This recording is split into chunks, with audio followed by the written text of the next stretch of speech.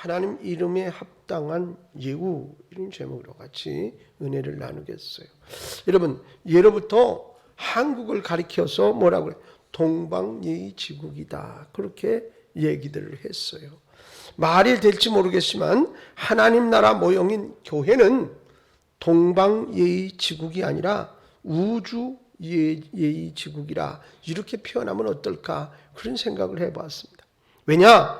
교회는 우주적 교회이고 또 하나님 나라는 오직 사랑으로 통치하는 사랑의 왕국이고 무례하게 행동하는 사람이 없는 곳이기 때문에 그렇지 않은가라는 생각이 듭니다.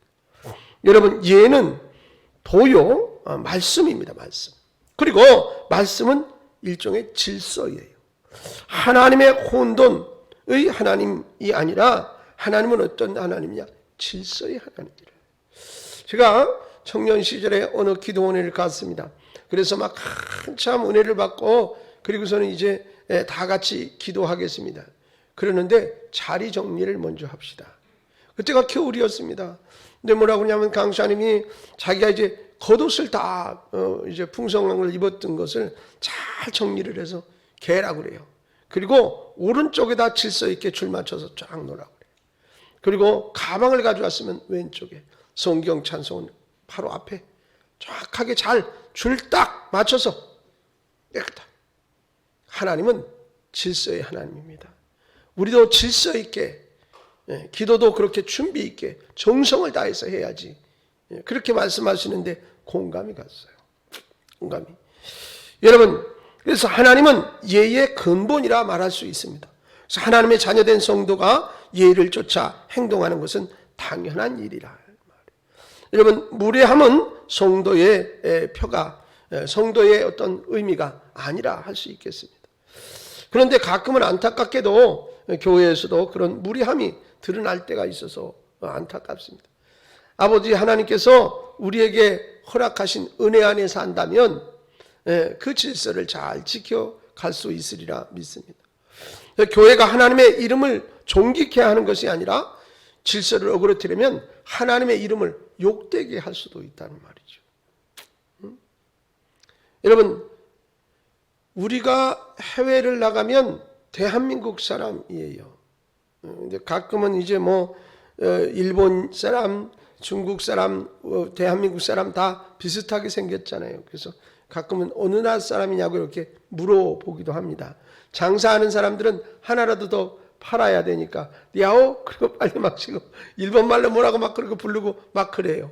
그러면 아니라고 그러면 어서 오세요, 안녕하세요, 그렇게 물으면서 이제 호객 행위를 하곤 하는데, 여러분 그러면 별거 아니지만 거기 나가서 하는 행동 거지가 나라를 대표할 수도 있어요. 내가 대표자는 누가 세워주지도 않았는데 말이죠. 여러분, 이렇듯 중요해요. 여러분이 하는 행동이 하나님 나라를 대표할 수 있고 우리 교회를 대표할 수 있어요. 이런 생각들이 우리가 이런 생각을 잃어서는 아니 되겠어요. 모든 무례는 하나님을 하나님의 이름에 합당한 예우로 삼지 않는 데서 비롯. 다시 말하면 하나님을 내가 존경하고 하나님을 어떻게 예우하고 하나님 앞에 어떻게 살아야 하는가, 행동해야 하는가를 내가 먼저 하나님 앞에 비춰보지 않음으로 인해서 나타나는 현상이다. 하나님을 늘 의식하면 그렇게 살 수 없는데 말이죠.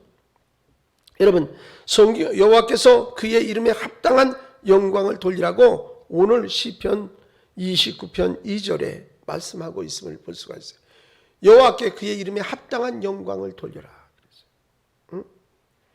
하나님은 하나님을 존중히 여기는 자를 존중히 여기고 또 하나님을 멸시하는 자를 경멸하신다라고 사무엘상 2장 30절에 말씀하고 있음을 볼 수가 있어요. 여러분, 하나님을 경멸하는 것은 하나님을 대적하는 것이 됩니다. 대적하는 것. 그러니까 하나님을 대적하는 자는 사무엘상 2장 10절에는 산산이 깨질 것이라 이렇게까지 경고하셨습니다.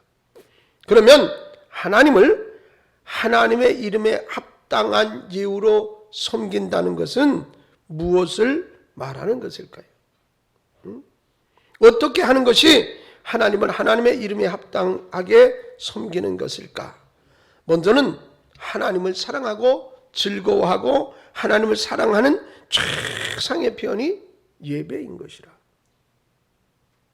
예배를 정성을 다해 드리는 것입니다. 여러분 시편 35편 9절에 이와 같은 말씀이 있어요.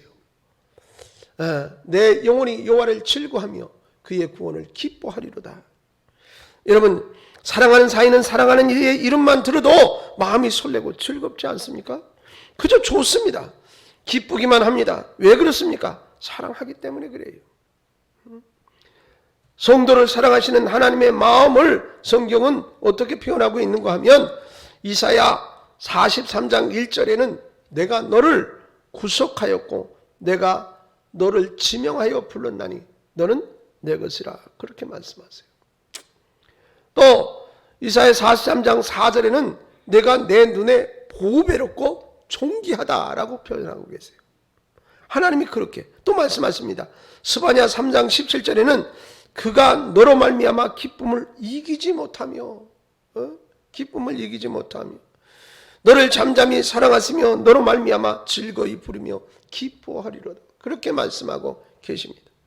자신을 향한 하나님의 사랑을 아는 성도는 하나님을 사랑하고 즐거워하게 되고 또 사랑하는 하나님께 가장 하나님께서 기뻐하시는 예배를 최우선으로 열심히 드리며 살아가게 되고 지극정성으로 예배하게 된다 그 말이에요. 지극정성으로 하나님을 그 이름에 합당하게 예우하며 섬기는 것은 무엇보다도 먼저 하나님을 예배하는 것이다. 할렐루야. 그러니까 하나님이 하나님됨을, 하나님의 위대함을, 하나님의 나에게 베풀어 주신 그 은혜를 감사하면서 하나님을 하나님 되게 인정하는 것은 예배를 잘 드리는 거라고 말이에요. 여러분 오늘 다시 한번 시편 29편 2절에 여호와께 그의 이름에 합당한 영광을 돌리며 거룩한 옷을 입고 여호와께 예배할지어다. 할렐루야. 예배를 가볍게 여기거나 예배의 정성을 기울이지 않는 것은 하나님을 마치 경멸하는 것과 같다라고 성경은 이야기하고 있어요. 예배는 하나님을 그의 이름에 합당한 예우로 섬기는 최상의 방법이라는 사실을 기억하시기 바랍니다. 그래서 예배를 소홀히 여기는 그것은 하나님을 무례하게 하는 그런 사람이 되는 겁니다. 결단코 그 사람은 올바른 삶의 행위, 즉 사회생활도 바르게 할 수가 없어요. 예를 들어서 직장에 가서 나보다 나이가 어린데도 나보다 직급이 높으면 그를 따르고 존경해야 되는 거 맞잖아요.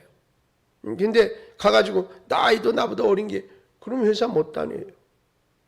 하나님을 하나님답게 인정하는 것이 예배를 잘 드리는 것이다. 그 말은 예배를 잘 드리지 않는 자는 하나님을 올바로 예우하지 않는 것이 되어지기에 우리의 사회생활도 바르게 할 수 없다는 거죠.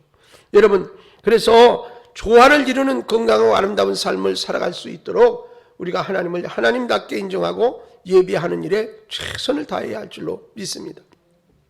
자, 그렇다면 조금 더 구체적으로 먼저 첫째는 예배 시간을 철저하게 지켜야 됩니다. 사랑하는 하나님과 데이트하기로 약속한 시간이잖아요. 그렇게 따지면 여러분 하나님으로 기다리게 해서는 안 되죠. 그러면 그건 뭐예요? 큰 결례가 된다 말입니다.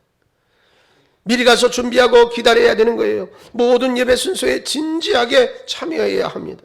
하나님을 사랑하고 섬기는 몸짓들이 드러나야 되기 때문에 여러분 헌물도 정성껏 준비해서 즐겁게 드려야 합니다. 마음 깊은 곳에서 나오는 사랑의 증표이기 때문인 줄로 믿습니다. 두 번째로는 하나님 말씀에 대한 예우입니다. 여러분 뭐라고 기록되어 있는가 하면 요한복음 14장 15절 말씀을 보겠어요. 함께 먹는 사람 중에 하나가 이 말을 듣고 이르되 무릇 하나님의 나라에서 떡을 먹는 자는 복되도다. 이 떡은 하나님 말씀이에요. 하나님의 말씀을 꺼리는 것은 하나님을 사랑하지 않는다라는 표현이 됩니다. 여러분 사랑하는 사람이 음식을 해주면 맛없어도 맛있어요. 맛없어도 맛있다. 여러분 그래서 결혼해갖고 신년초에 밥 해주고 나면 음식 해줬는데 되게 맛없다고 그래 봐. 다시는 안 해주고 싶지. 맛없어도 자꾸 맛있다고 그래야 돼. 그러면 어떻게? 자꾸 해보면 솜씨가 늘어요. 그러다 보면 맛있어지는 거예요. 상대가 누구냐에 따라서 맛이 다를 수 있어요. 정말 사랑하는 사람이 해주면 맛있는 거지. 여러분, 하나님을 존경하며 사랑하는데 하나님의 말씀이 맛없다? 하나님을 사랑하지 않는 것이 될 수 있어요. 하나님의 말씀에 집중하지 않는 것은 하나님을 일종의 무시하는 것과 같다. 하나님의 말씀에 순종하지 않는 것은 하나님을 어떻게 대적하는 것과 같다. 하나님을 사랑하고 공경하고 무겁게 여기는 성도는 말씀을 기뻐하고 즐거워하게 됩니다. 말씀에 집중하게 됩니다. 말씀에 순종합니다. 기쁨으로 말씀을 따르게 되는 줄로 믿습니다. 그러므로 하나님의 말씀에 대한 예우를 잘해야 됩니다. 세 번째로는 주일을 성수하는 것입니다. 여러분, 주일은 재창조를 완성하신 구속사적인 의미를 가지고 있는 중요한 날입니다. 주일을 성수하는 것은 하나님이 구원자이심을 확신하고 하나님께서 주권자 되심을 인정하는 신앙 고백과 같은 거예요. 그러므로 주일을 소홀히 여기는 것은 하나님이 구원자 되심을 믿지 않는 것이고 또 하나님이 주권자 되심을 부정하는 행위가 되는 것입니다. 주일을 성수하는 것은 구원자요 구원자 되신 하나님을 그의 이름에 합당한 예우로 섬기는 것이 되어지는 것이다. 그래서 원식교회 성도들은 예수님께서 사망 권세를 이기고 부활하신 날, 곧 생명을 재창조하신 날을 주님의 날로 정해서 모여서 구원의 감격을 노래하고 구원의 주요 생명의 주가 되시는 하나님께 예배를 드렸습니다. 사도행전 20장 7절에 이와 같은 표현이 기록되어져 있는 것을 볼 수가 있습니다. 그 주간에 첫날에 우리가 떡을 떼려 하여 모였더니 바울이 이튿날 떠나고자 하여 그들에게 강론할세 말을 밤중까지 계속하며 이날을 기념하여 예배했던 것이고, 넷째로는 마가복음 10장 40절로 42절에 하나님께서 세우신 권위자를 존귀하게 여기라 그랬어요. 하나님께서 세우신 권위자를 존귀히 여기는 것은 그를 세우신 하나님을 존귀하게 여기는 것과 같아요. 이것 또한 질서예요. 여러분, 하나님께서 세우신 권위자에게 도전하는 것은 그를 세우신 하나님께 도전하는 것이 되어집니다. 하나님께서 세우신 권위자를 멸시하는 것은 그를 세운 하나님을 멸시하는 것이 됩니다. 하나님께서 세우신 권위자를 비판하는 것은 그를 세우신 하나님을 비판하는 것이 됩니다. 하나님을 진정으로 공경하고 사랑하는 사람은 하나님께서 세우신 권위자를 사랑하고 가까이하고 순종하게 됩니다. 혹 하나님께서 세우신 권위자에게 부족함이나 허물이 보인다 하더라도 또 권위자를 위해서 사랑으로 중보 기도, 그를 위해서 기도해 주면서 어떤 방법으로 권위자를 도울 수 있을까 찾아서 최선을 다하는 진정한 사랑의 표현을 할 수 있는 것이에요. 그러므로 여러분, 직분자도 마찬가지입니다. 하나님이 그런 질서를 주셨어요. 그렇기 때문에 장로님을 존경하고 또 그 부족함이 있으면 중보 기도해드리고 또 권사님을 존경하고 권사님을 위해서 기도해드리고 또 목회자를 존경하고 그에게 순종하고 그를 위해 기도해주는 것은 우리의 당연한 도리인 것입니다. 하나님께서 세우신 권위자는 규모가 크든 작든지 그 공동체의 일종의 대표를 말합니다. 하나님께서 세우신 권위자를 존경하는 것이 그를 세우신 하나님께 대한 예우임을 믿으시기 바랍니다. 다섯 번째로 하나님을 절대 신뢰하는 것입니다. 하나님을 절대 신뢰. 요한복음 14장 1절 말씀인가요? 보세요. 하나님의 절대 주권적인 사랑의 섭리를 믿고 하나님을 사랑하는 자는 어떤 사건을 만나든지 그리고 어떠한 환경 중에서라도 하나님께 감사하고 하나님을 찬양할 수 있습니다. 하나님께서 하시는 일은 모든 것이 옳고 틀림이 없다는 사실을 알고 있고 또 지금 만난 이 사건 또한 그럴 것이라는 것을 믿기 때문입니다. 불평과 불만, 원망과 좌절, 낭만과 탄식, 원망하는 하나님의 능력을 의심하고 멸시하는 것은 사탄이 갖다 준 나쁜 생각들이에요. 여러분, 그렇습니다. 자신을 향한 하나님의 사랑의 섭리를 의심하는 것이 되어지거든요. 그렇기 때문에 하나님을 우습게 알고 하나님을 가볍게 여기게 됩니다. 하나님께 대한 예우가 아니라 그 말입니다. 여섯 번째로 하나님께 긍휼의 은혜를 구하는 것입니다. 시편 34편 8절 말씀을 보시면 하나님께 긍휼의 은혜를 구하는 것은 하나님의 권능과 자비를 신뢰하는 것이라 말씀하고 계세요. 여러분, 이런 자는 복이 있다. 그리고 자신의 한계성을 인정하는 겸손의 표현이 됩니다. 그리고 하나님을 높이고 찬양하는 것이 됩니다. 자비하신 하나님의 이름에 합당한 예우인 줄로 믿습니다. 7번째, 하나님의 말씀에서 벗어나 교회를 어지럽히는 자를 말씀대로 권징하는 것입니다. 권징. 마태복음 18장 15절로 17절 말씀을 같이 한번 우리가 보겠습니다. 자, 내 형제가 죄를 범하거든 가서 너와 그 사람과만 상대하여 권고하라. 만일 들으면 내가 그 형제를 얻은 것이요, 만일 듣지 않거든 한두 사람을 데리고 가서 두세 증인의 입으로 말하다 확증하게 하라. 만일 그들의 말도 듣지 않거든 교회의 말하고 교회의 말도 듣지 않거든 이방인과 세리와 같이 여기라 그랬어요. 이런 절차를 거쳐서 어떻게 해서라도 그의 마음을 돌려서 바른 길을 가게 하라는 의미가 담겨 있습니다. 오늘날 교회가 사회 앞에 힘있는 모습으로 서지 못하는 것은 교회의 권징이 제대로 이루어지지 않기 때문이라고 말하는 이도 있습니다. 엄중한 허물이 있음에도 그에 대한 권징이 없기 때문에 성도라는 이름을 가지고 있지만 그 삶의 현장에서 성도로서의 구별된 모습을 제대로 보이지 못하게 된다 그 말이에요. 가끔은 안타까울 때도 있습니다. 목사들도 인간이기 때문에 실수하고 잘못을 저지릅니다. 그에 상하는 벌을 받아야 됩니다. 심지어는 우리 교단에서는 이제 잘못되면 교직을 박탈하기도 합니다. 당신은 목회자의 자격이 없다라고 빼앗아갈 수도 있어요. 그런데 그런 게 순종해야 되잖아요. 자기 잘못을. 그럼에도 불구하고 그걸 인정하지 않으려는 그런 어떤 모습들을 볼 때 심히 안타까울 때가 있습니다. 그래서 성도와 교회의 수는 증가해도 사회에서는 어떤 영향력을 제대로 발휘하지 못하는 경우가 왕왕 생겨나게 됨을 볼 수가 있어요. 왜 권징을 못하는 걸까요? 하나님보다도 사람의 기쁨을 먼저 구하기 때문에 그래요. 사람의 비율을 자꾸 맞추려고 그러다 보니까 그런 거라 이 말이에요. 하나님 눈치보다도 사람의 눈치를 보기 때문에 그런 것입니다. 하나님 나라를 이루려는 것보다 교회에 성장하고 교회의 숫자를 더 채우려는 데 관심을 갖기 때문에 그렇습니다. 여러분, 수만 명의 성도가 있으면 뭐합니까? 온전한 믿음의 성도가 중요하죠. 예? 기도하지 않는 한 나라보다 기도하는 한 사람이 더 강할 수 있어요.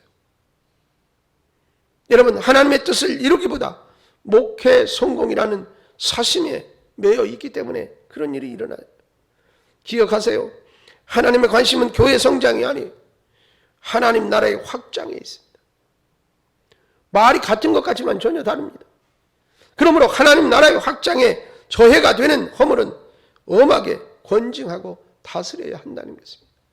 그러나 사람은 사랑으로 품어야 되고 말씀에서 벗어난 자에 대한 사람은 말씀대로의 권징은 하나님 말씀을 존중하는 하나님의 이름에 합당한 예우이라는 사실을 분명히 기억하셔서 우리 또한 될 수 있으면이 아니라 이제 최선을 다해서 하나님의 말씀대로 살려고 애써야 하는 줄로 믿습니다.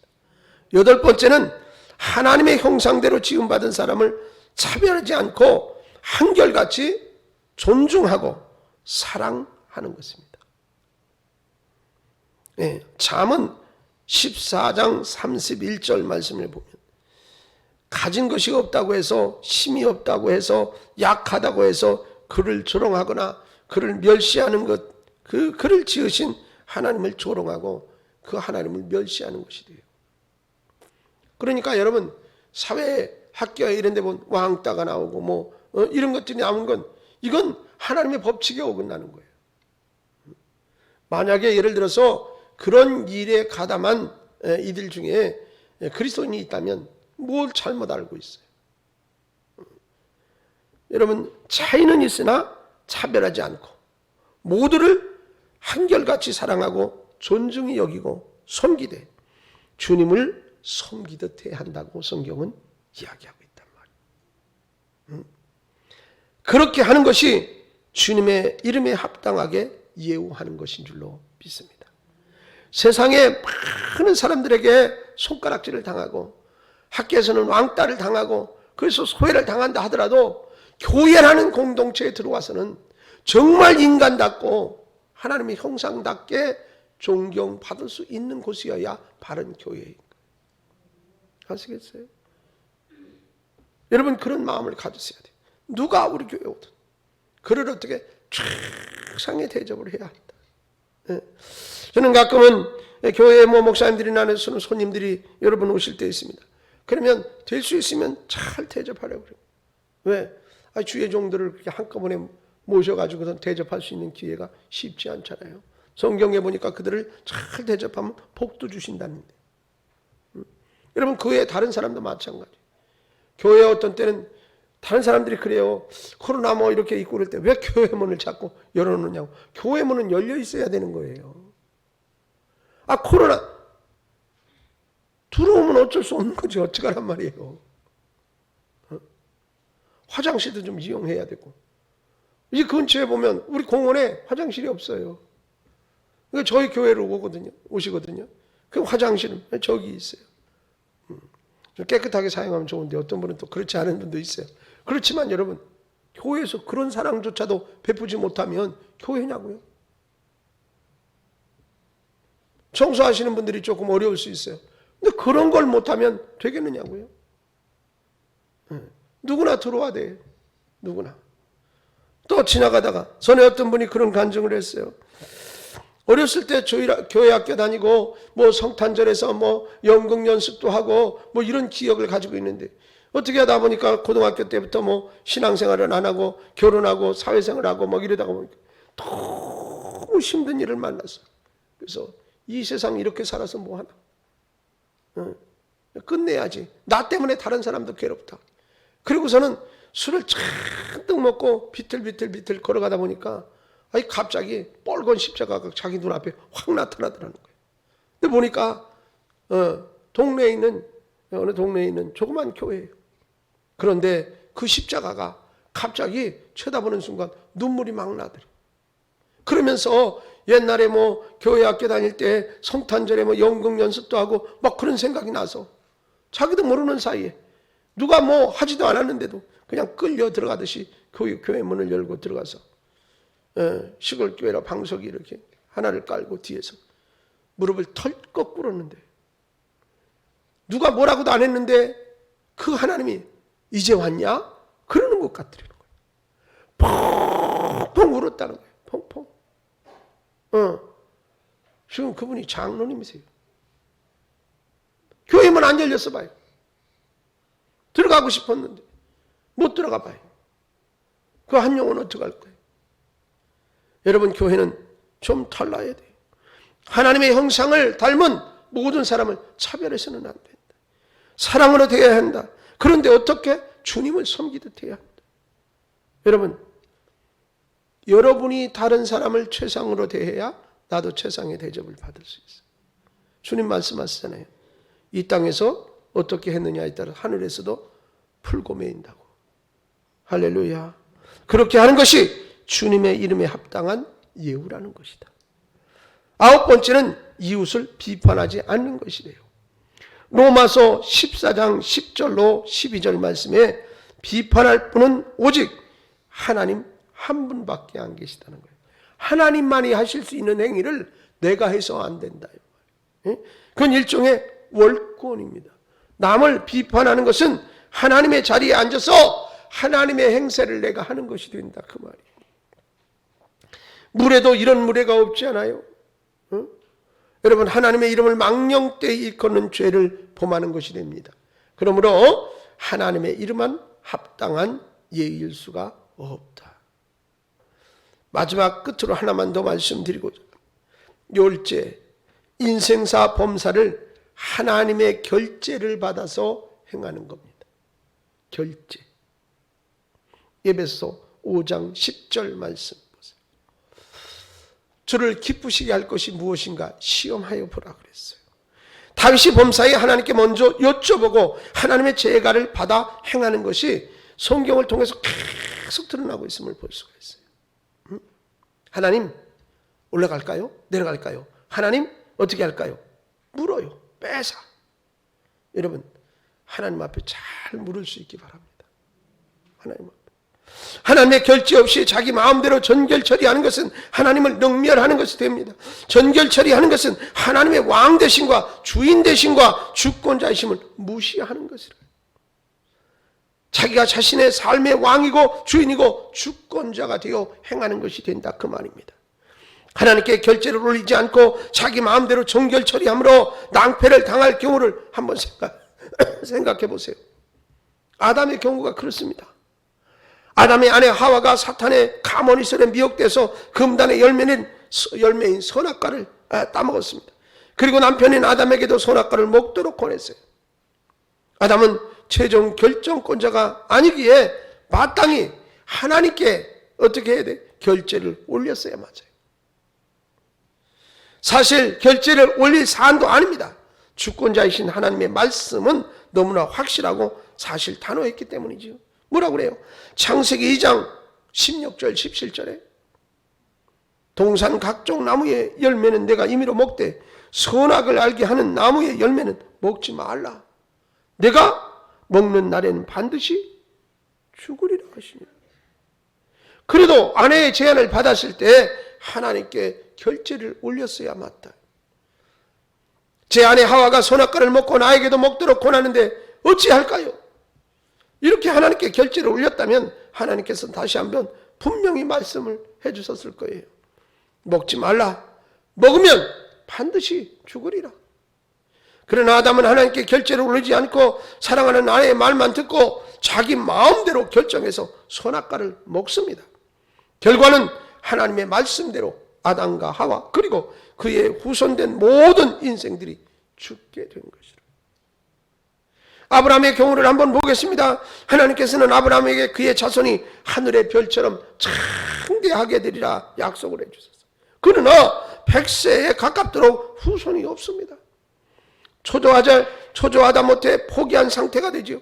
그때 부인인 사라가 아브라함에게 자손을 이어주지 못하는 죄책감이 있어서 그랬는지 자책감이 있어서 그런지 자신의 젊은 몸종인 하가를 취해서 후손을 보도록 제안을 합니다.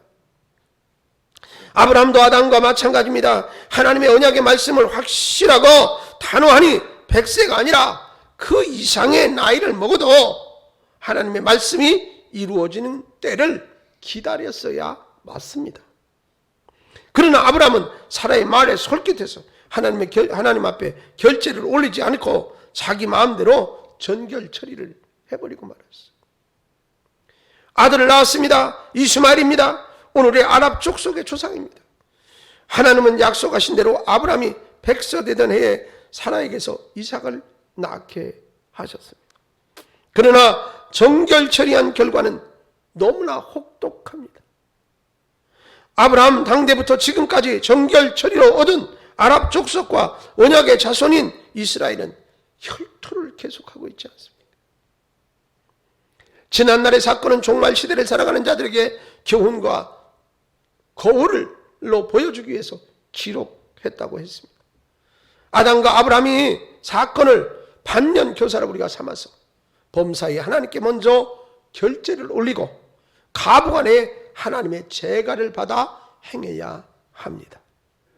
하나님께서 제가하신 것은 하나님은 신실하신 분이시기에 한 번 하신 말씀은 시건치 않으시고 반드시 이루어 주신다라고 말씀을 하셨어요.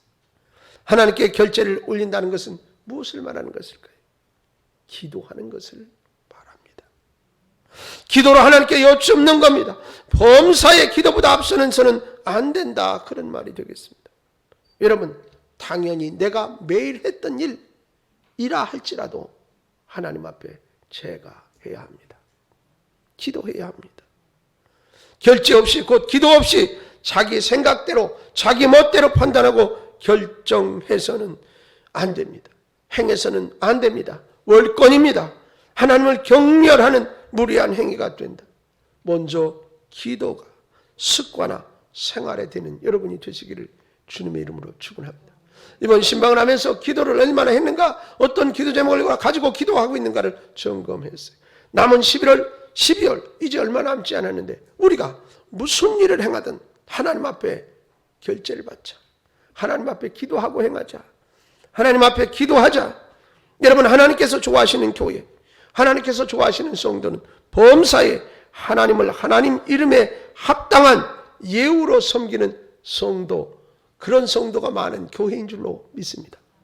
할렐루야. 하나님이 기뻐하시는 좋아하는 성도가 되어질 수 있기를 주님의 이름으로 축원합니다.